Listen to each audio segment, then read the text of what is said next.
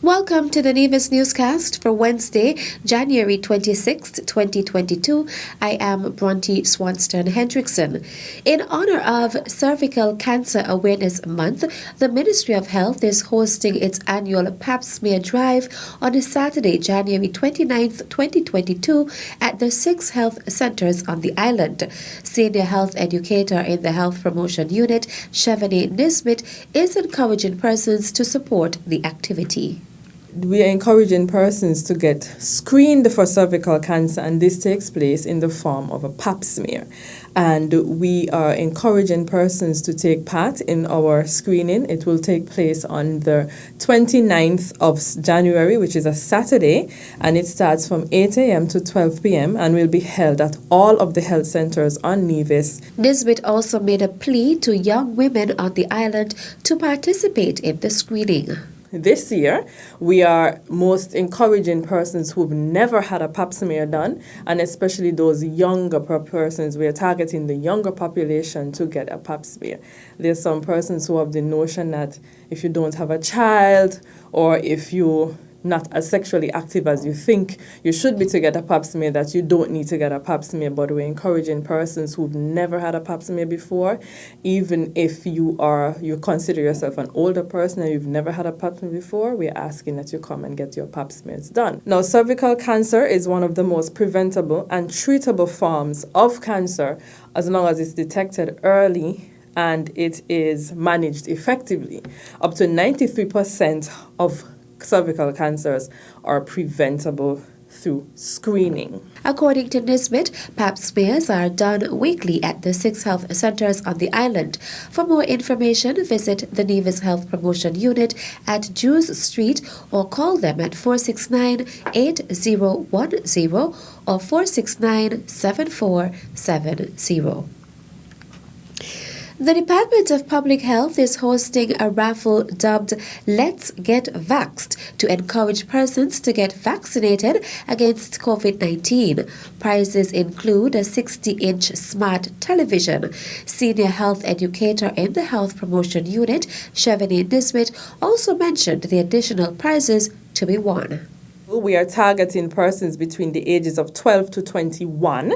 And the prizes to be won are the latest iPhone, which is the iPhone 13, the Samsung S21, Galaxy Pods, Apple AirPods, a smartwatch, a laptop, and the Xbox or PlayStation Amazon gift card. So this raffle has been going on since December, and it's still going on, and we are encouraging persons in that age group to get vaccinated. You can go to any of the health centers and get vaccinated, but of course we encourage you to go to the health center that is in your area, in your residential area. As long as the person gets the second dose of the COVID-19 vaccine by the end of February this year, then they are automatically eligible to enter the raffle. Nisbet spoke of the reason behind the raffle. This raffle was created to encourage persons to get vaccinated so that our numbers can increase in terms of number of persons vaccinated, so we can get to herd immunity or get more persons, a higher percentage of persons vaccinated. The idea of this is so that more persons can get vaccinated and that our island itself can be more protected against COVID-19. For persons between the ages of 12 to 17, parental consent is required. Minister of Agriculture, the Honorable Alexis Jeffers, is imploring private landowners to make land available for food production. I want you to partner with some of our farmers. Partner with some of our young men or young women who are interested in getting into open field agriculture and make those lands available at a reasonable rate. The government cannot supply all of the lands that are needed for agriculture, but there are an abundance of private lands sitting down out there unutilized and can be put under cultivation. That would be the partnership that we are looking for as a government, for all of us, private and public sector, to collectively work together to ensure that we're meeting the targets that we hope to achieve over the next 12 months. Minister Jeffers was speaking at the Agenda 2022 held by the Ministry and the Department of Agriculture on Tuesday, January 25th at the Malcolm Gishad Recreational Park.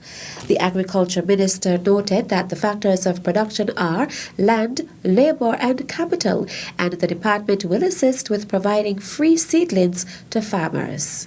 Over the next 12 months, we will find ways and means of providing free seedlings to our farmers, our backyard farmers, and small-scale farmers as well. So it is a charge that I'm issuing to the department. We'll have to find the resources. The Department of Agriculture and St. Kitts have started that effort in terms of providing seedlings, free seedlings, to our backyard farmers. So here in Nevis as well, it is our job to go out and do likewise. So we'll find the resources, we'll make those seedlings available. It can be sweet peppers, it can be cabbages, lettuce. We'll identify those seedlings that we'll provide for our backyard farmers. And this is our effort in filling that void that is being created with all of these bottlenecks in shipment to the Federation of St. Kitts and Nevis. The Agenda 2022 was held under the theme Fostering Economic Growth Through Innovation. Still to come, work to mitigate flooding in the Stony Grove area continues. The details after this break.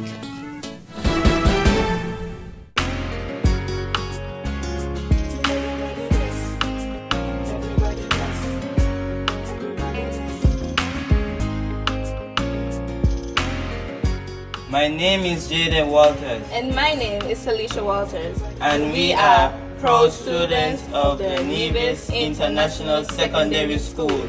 I took the vaccine to protect myself from catching the deadly coronavirus. And I took the vaccine to protect my friends and family from contracting COVID-19. Don't wait, vaccinate!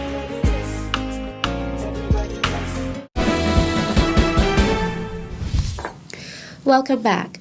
Director of the Nevis Disaster Management Department, Brian Dyer, is expressing appreciation to the Nevis Island Administration for the continuation of a project which will help to mitigate the impact of flooding in the Stony Grove area. According to Dyer, the project is taking place in phases. We have done some work in stages. Back in 2017, with funding from the Japan Embassy, we did some construction work in the lower end, where we showed up some premises and also did some paving work in the gut, and did some rock revetment around the business sector in Lower Stony Grove. We are also continuing with the construction of a roadway and bridge between the Girl Guides and Wards building, where we are making another bridge to mitigate or to provide us with an advantage in the event they have flooding, that there's another option for access to the hospital. As back in 2011, when all the bridges were overtopped, the access from the south side of Nevis to the Alexander Hospital was cut off. So we are doing some work to ensure that that problem does not occur again. And we're going to say thank you to the Nevis Island government for its foresight in addressing the issue, and also the funding received from the Japan Embassy over the years to mitigate the problem of flooding and flood damage here in the Stony Grove area. On Monday, January 24th, Minister of Environment, the Honourable Spencer Brandt, also visited the site where revetment is being done to protect the properties of residents. I am fully aware of the danger and the challenges that the villagers face. And I want to thank Mr. Dale Dissy Claxton for agreeing to have this project completed. He has been doing, in my mind, a remarkable job. And I think that we as villagers are fully aware of the concerns that the villagers faces over the years whenever there is heavy rains. I also want to thank Mr. Brian Dyer, who is also a villager, He is also very familiar with the difficulties that the residents face, and we are, as a government and as two different entities, working together to bring some relief to the villagers of Stony Grove. So I'm very pleased with the progress, and I'm hoping that in very short order we can see this project completed so that the villagers can have a much greater level of comfort whenever there is heavy rains in this area. Minister of Environment, the Honorable Spencer Brandt. The government of St. Kitts and Nevis invites graduates of the Clarence Fitzroy Bryant College CFBC as well as the Nevis Sixth Form College to apply for UVI scholarships. Persons who may have graduated years ago are certainly welcome to apply. Scholarships are only available to graduates who are interested in undertaking studies at UVI for a maximum of 4 years. The following documents are required to be delivered to the Ministry of Human Resources by Thursday, March 31st, 2022.